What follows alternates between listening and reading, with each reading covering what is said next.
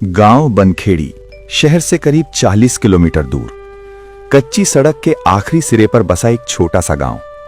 गांव के किनारे एक सूखे पीपल के पेड़ के पास मिट्टी का छोटा सा घर था। वहीं रहते थे मोहन और उसका 15 साल का बेटा सोनू। घर बहुत छोटा था। बरसात में दीवारों से मिट्टी गिरती और छत पर रखी पुरानी तिरपाल ही उन्हें बारिश से बचाती थी। घर में केवल एक ही कमरा था जिसमें चूल्हा, टूटी अलमारी और किताबों का ढेर रखा था। उन किताबों में सोनू का सपना बसता था। मोहन रोज सुबह अंधेरे में उठता। फटी हुई कमीज, घिसे जूते और नंगे पैरों के साथ वो पास के कस्बे में मजदूरी करता। कभी ईंट ढोता, कभी सड़क बनाता और दिन भर की मेहनत के बाद जो 1200 रुपए मिलते उसी से घर चलता। सोनू का स्कूल गांव के बाकी बच्चों से अलग था। वो कस्बे के एक बड़े अंग्रेजी स्कूल में पढ़ता था जहां अमीर घरों के बच्चे पढ़ते थे। चमकते जूते, नई यूनिफॉर्म और महंगे बैग। सोनू की यूनिफॉर्म कई बार सिली हुई थी, कॉलर घिस चुका था और बैग पुराना था जिस पर उसके पिता ने सफेद धागे से नाम काटा था। कई बार उसे शर्म आती जब दोस्त पूछते, तू रोज पैदल क्यों आता है? सोनू मुस्कुराकर कह देता, चलने से सेहत बनती है। असली वजह थी कि बस का किराया देने के पैसे नहीं होते थे। फिर भी पढ़ाई में वो सबसे आगे था। किताबें उसके लिए बोझ नहीं बल्कि सहारा थीं।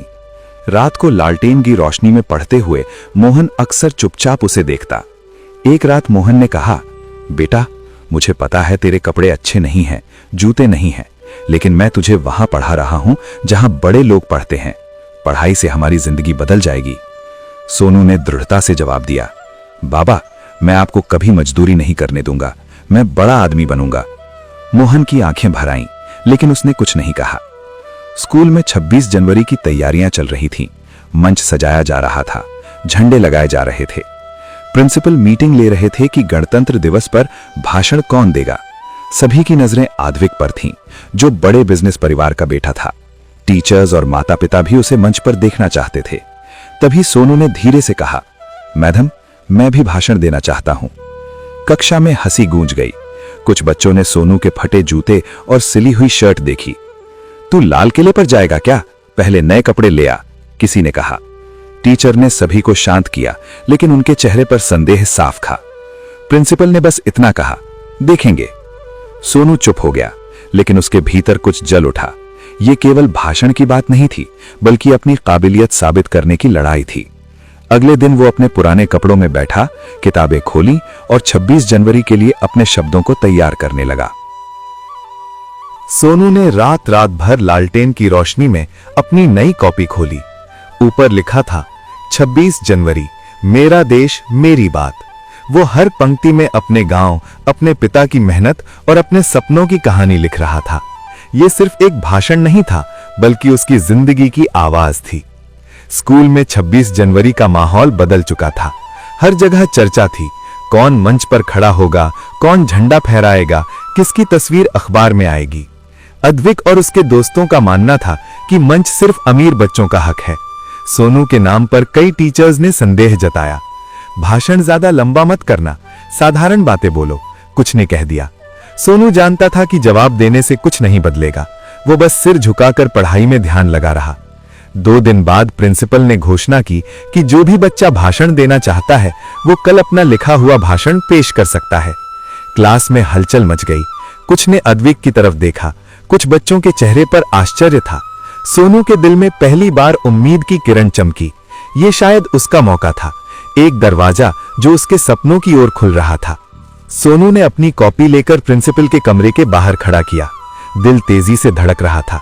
पुराने कपड़े, घिसे जूते, सब कुछ वही था, लेकिन हाथ में जो कागज था वो उसका सच्चा आत्मविश्वास था। कमरे में प्रवेश किया तो प्रिंसिपल ने ऊपर से नीचे तक देखा। हाँ बेटा, बोलो, उन्होंने शांत स्वर में कहा। सोनू ने कांपते हाथों से कॉपी आगे बढ़ाई। प्रिंसिपल ने पूछा, पढ़कर सुनाऊं? सोनू ने गहरी सांस ली और पढ़ना शुरू किया।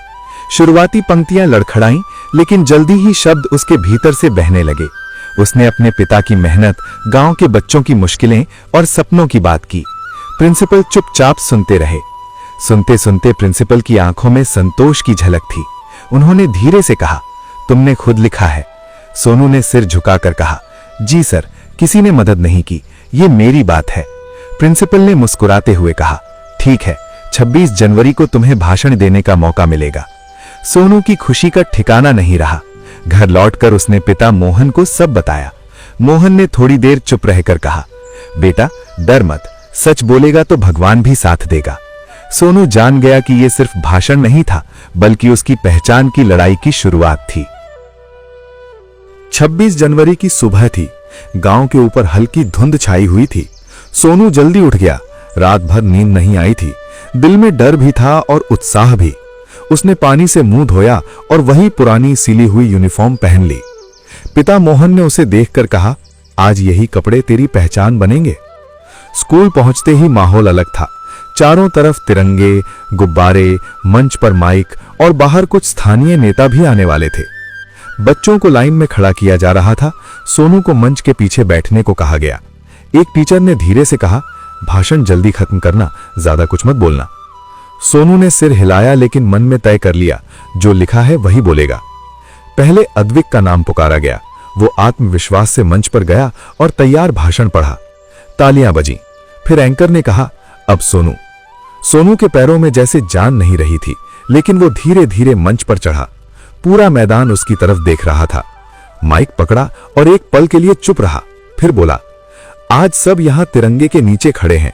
ये तिरंगा अमीर और गरीब नहीं देखता। पहली लाइन के बाद सन्नाटा छा गया। सोनू बोलता गया, अपने घर की मिट्टी, अपने पिता की मजदूरी, गांव के बच्चों की मुश्किलें और सपने जो सिर्फ अमीरों के लिए नहीं है। कुछ टीचर्स की आंखें झुक गईं, कुछ बच्चों ने ताली बजाना शुरू किया। सोनू ने डर को पीछे छोड़ दिया।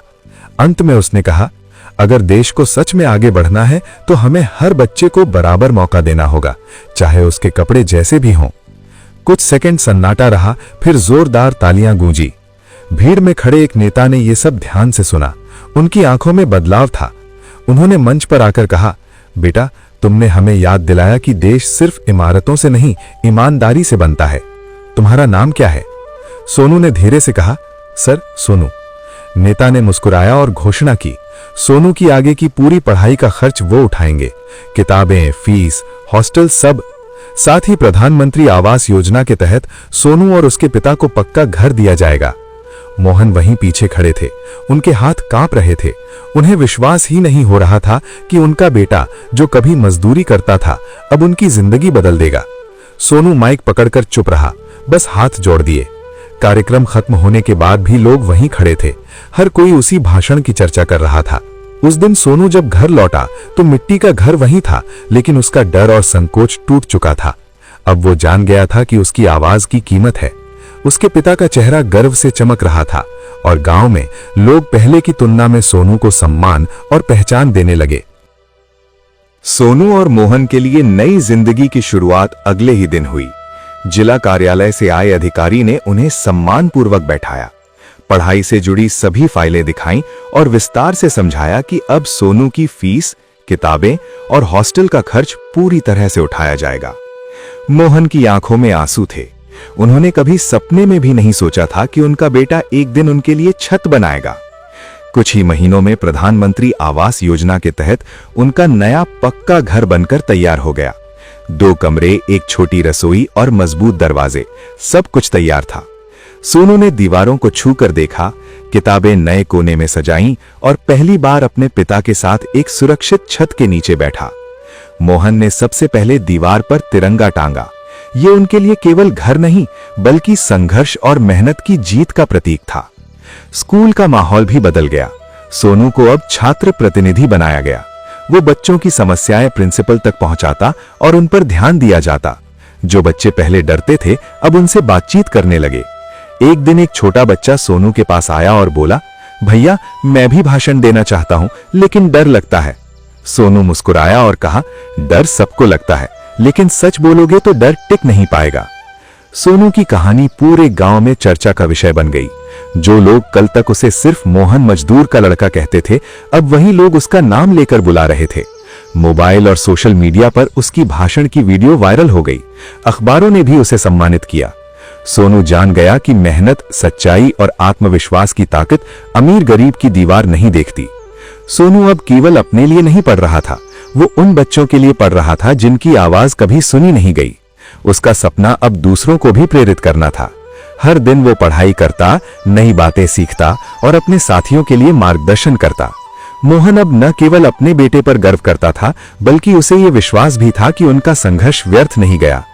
एक दिन सोनू ने अपनी कॉपी खोली और लिखा, अगर आज मुझे सुना गया है तो कल मैं और बच्चों को भी बोलने की हिम्मत दूंगा।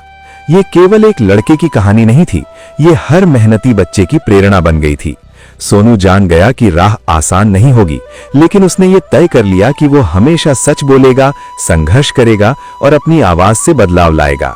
गांव में हवा में कुछ बदल चुका था और ये बदलाव अभी शुरू ही हुआ था।